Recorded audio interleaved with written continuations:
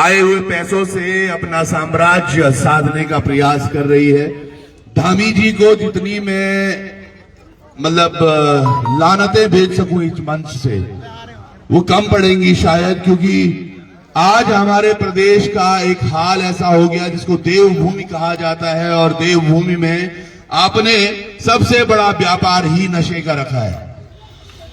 Gujarat model की बात करते हुए नरेंद्र मोदी जी 2013 में आए थे और कहा था कि भैया हम लोग हैं जो इस चीज को आगे ले जाएंगे, और यही हम पूरे देश भर में गुजरात मॉडल, और गुजरात मॉडल अगर शुरू होता है तो सबसे पहले मुझे समझ में आता है शराबबंदी।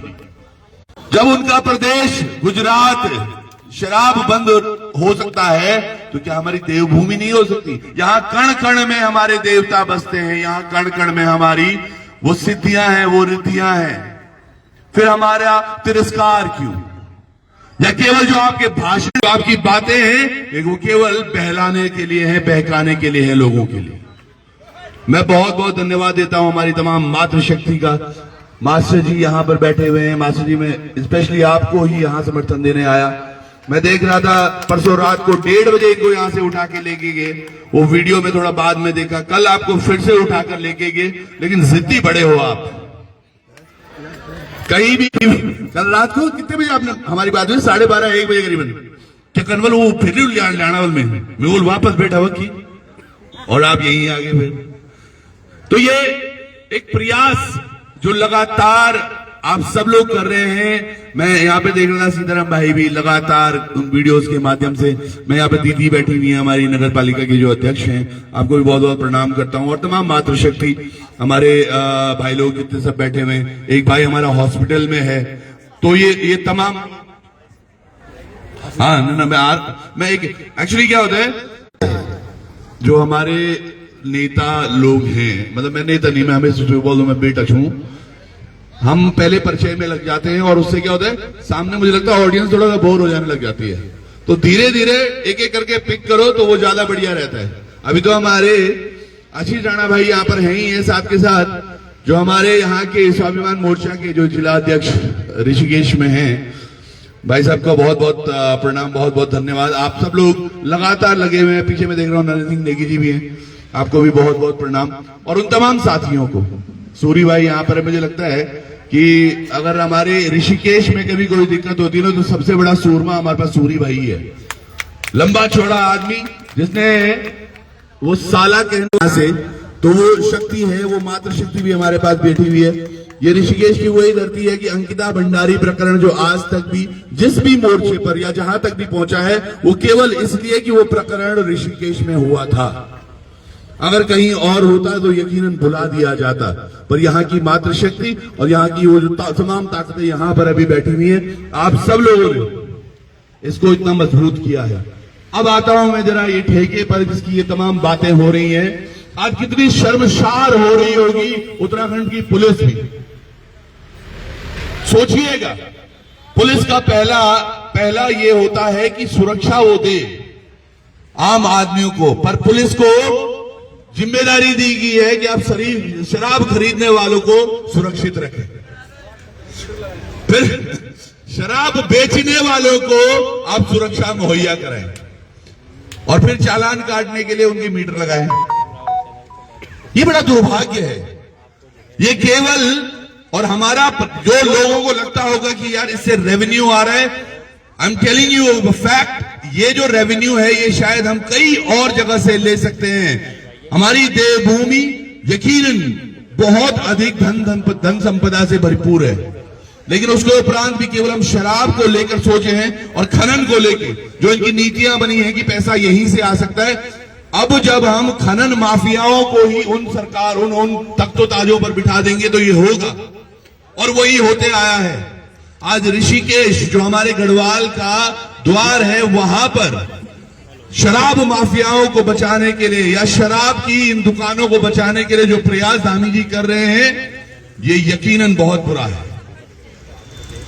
छोटे बच्चे बड़े, ये देखिएगा, एक छोटी सी बच्ची यहां पर है। दीदी कहां से आए हो आप?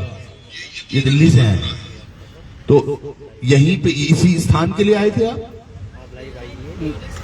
देखिएगा, ये टूरिस्ट हैं। अरे धामी जी देखिए, यहां आप बोलते हो हम पर्यटन को बढ़ावा दे रहे हैं, और आप हमेशा, मैंने देखा, वो हिमाचल की सरकारों से तुलना करते पाए जाते हैं। हिमाचल में तो वो सरकार कहती है कि जो शराब वाला मिलेगा हम उसे होटल तक छोड़कर आएंगे। क्या वैसे ही बनाना चाह रहे हो? अरे हमारे पर्यटक तो ये हैं जो दिल्ली से आए हैं, उन्हें दिखा कि ये ठेका है और लोग शराब के विरोध में बैठे हुए। ये बहन भी आके यहां बैठ गई। बहन वैसे आप कहां से हैं? अच्छा, मतलब उत्तराखंड के नहीं हो आप, दिल्ली करोल बाग से आए हैं। बताइए, अरविंद केजरीवाल को तो तुम्हारी सरकार ने जेल में डाल दिया था, तो तुम्हारा क्या किया जाना चाहिए ये बताइए। केवल एक शराब की दुकान यहां से ना हटे, ये तमाम प्रशासन पिछले कितने दिनों से यहीं पर अपनी सेवाएं दे रहा है। दुनिया भर में तस्वीरें जा रही हैं, ये सोशल मीडिया का जमाना है, हर जगह ये तस्वीरें जा रही हैं कि कैसे सरकार एक ठेके को बचाने के चक्कर में लगातार लगी हुई है। सुना मैंने कल यहां पर एक जॉइंट सर्वे और आने वाला है।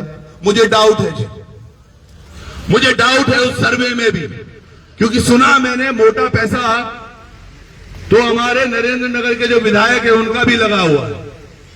तो जब विधानसभा के जो विधायक हैं उन्हीं की पत्तियां लगी रहेंगी तो क्या सर्वे कौन जनता है? क्या हम हैं?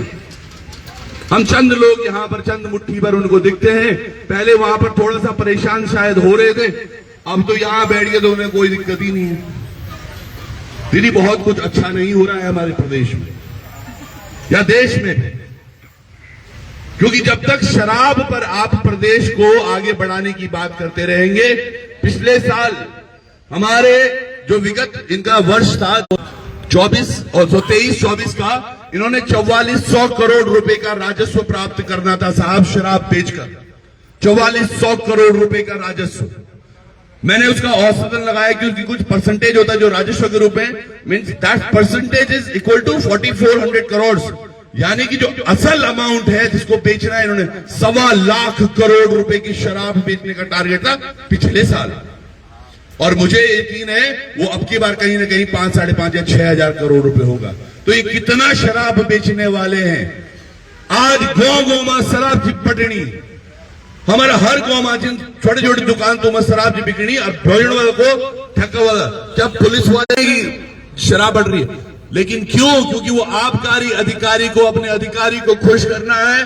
उस अधिकारी ने धामी को खुश करना है कि ले भैया 6,000 करोड़ रुपए हमने शराब बेच के लाए। जब शराब बिकेगी तभी तो पिएगा लड़का। अरे आप क्या लग रहा है, आप इन नेताओं के बच्चे तो यहाँ है ही नहीं। वो देखो एक भाई बैठा हुआ वहां पे शराब के नशे में, उसको लग रहा है मैं उसे ही कह रहा हूं। वो देखिए, तो ये समझिएगा जब हम शराब परोसेंगे तो क्या आएगा। और ये पुलिस वाले भाई साहब, इनकी सुरक्षा कर लो प्लीज। ये नशे में यहां खुद बैठे रहेंगे, हमारी माताएं बहनें यहां पर आएंगी तो क्या प्रताप होगा। शायद इन्हीं की पर पुलिस आई है। और ये पूरे सोचिए, पूरे ऋषिकेश का हाल है ये। ऋषिकेश ही नहीं, जहां जहां हम जाएंगे। एक भाई साहब हमें मिले थे, मुझे केदारनाथ जी में, अब से 2 साल पहले, और साहब उन्होंने अपनी जिंदगी के 25 महत्वपूर्ण वर्ष केदार घाटी में दिए थे एज ए डॉक्टर। रिटायरमेंट के बहुत साल बाद उनका केदारनाथ आना हुआ, तो मेरी उनसे बात हुई। मैंने कहा डॉक्टर साहब, तब तो उन्होंने परिचय दिया कि मैं यहां रहा। जब मैंने उनसे पूछा कि क्या परिवर्तन आपको लगा, बोलता परिवर्तन तो पता नहीं, पर इतनी शराब की दुकानें मैंने आज तक केदार घाटी में नहीं देखी थी जो आज मैं यहां देख रहा हूं। मुझे तो डर है कि कहीं ये केदारनाथ में भी एक ठेका ना खोल दे। और उसकी कमी नहीं कर रहे जी ये। हर वर्ष केदारनाथ के रास्ते में लाखों रुपए की शराब पकड़ी जाती है, सब कुछ। और ये सब कुछ शासन प्रशासन की आंख के नीचे हो रहा। सोचिएगा फिर, अब जैसे ये शराबी है, अभी ये भी किसी का बेटा है, किसी का भाई है, 200-300 रुपए कमा रहा होगा, लेकिन उसने शराब के नशे में उसको पता नहीं चल रहा है क्या हो रहा है। वही एक नशा था कि हमारा एक बेटा यहां मारा गया। ऐसा ही कोई मूवमेंट क्रिएट हुआ होगा। ये समझ नहीं आ रहा है, ये प्रशासन, ये शासन, ये सरकार चाहती क्या है। हमें आज अपने आप को समझाना होगा। ये जो ये सरकार है, ये वाकई निठुर और निकम्मी हो चुकी है।